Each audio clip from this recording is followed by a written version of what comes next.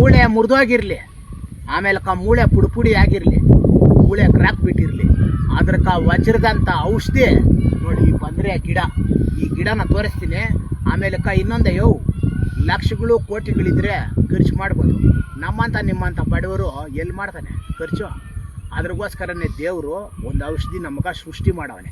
ಒಳ್ಳೆ ಔಷಧಿ ಇದು. ಇದನ್ನ ಹೆಂಗ ಪೊಟ್ಟಾಕ್ಬೇಕಂತ ಹೇಳ್ಕೊಡ್ತೀನಿ. ಹಂಗೆ ಈ ಸೊಪ್ಪು ಕಿತ್ಕೊಂಡು ಮುಂದೆ ಹೋಗೋಣ ಬರ್ರಿ. ನಾವು ಬಂದರೆ ಸೊಪ್ಪು ರೆಡಿ, ಮುರಿದಿರೋ ಮೂಳೆನ ರೆಡಿ ಮಾಡೋಣ ನಡಿ.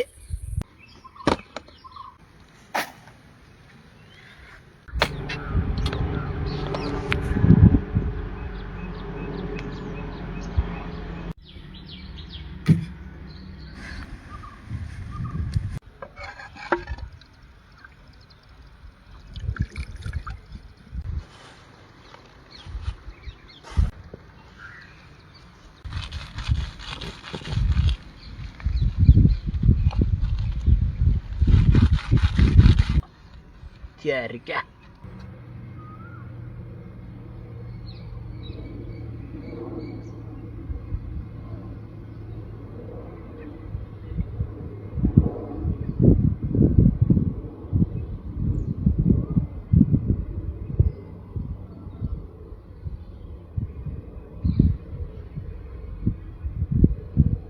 ನೋಡಯ್ಯ, ಇವಾಗ ಈ ಕಲ್ಲು ತೆಗೆದ್ರೆ ಈ ಸೊಪ್ಪು ಐರನ್ ಆದಂಗೆ ಆಗಿರ್ತದೆ. ಇದನ್ನೆತ್ತಿ ಆ ಪುಟ್ಟು ಸುತ್ತ ಹಾಕಬೇಕು.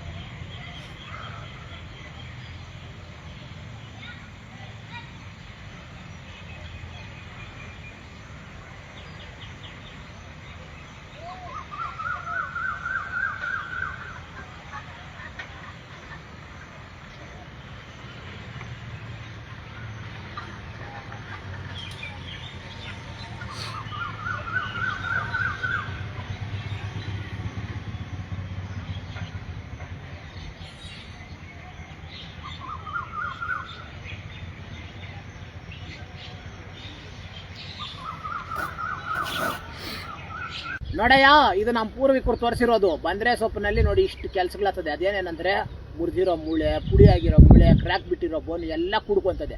ಮತ್ತು ಹಳಬರಿಗೆ ಪಾಪ ಹಳೆ ನೋವಿರ್ತದೆ, ಕಲ್ಲು ಮೇಲೆ ಅಂದ್ಕೊಡ್ರಿ. ಅವ್ರಿಗೂ ಅಷ್ಟೇ ಮೊಣಕಾಲುಗಳು ಕುಜ್ಜಿರಿ, ಎಲ್ಲ ನೋವು ದೂರ ಆಗ್ತದೆ. ಮತ್ತು ಇಷ್ಟನ್ನು ತಿಳಿಸ್ಕೊಡೋಕೆ ಇಷ್ಟಪಡ್ತೀನಿ. ಎಲ್ರಿಗೂ ಧನ್ಯವಾದ.